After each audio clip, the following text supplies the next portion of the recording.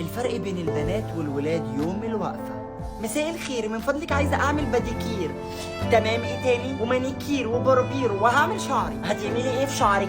هعمل خصل وهصبغه وهعمله محمر. عيوني هتحتاجي تعملي فتلة؟ طبعا، الشنب والسوالف. تمام يا أنسة. وعايزة بعد إذنك أركب رموش وأرفع حواجب. ترفعيها قد إيه بالظبط؟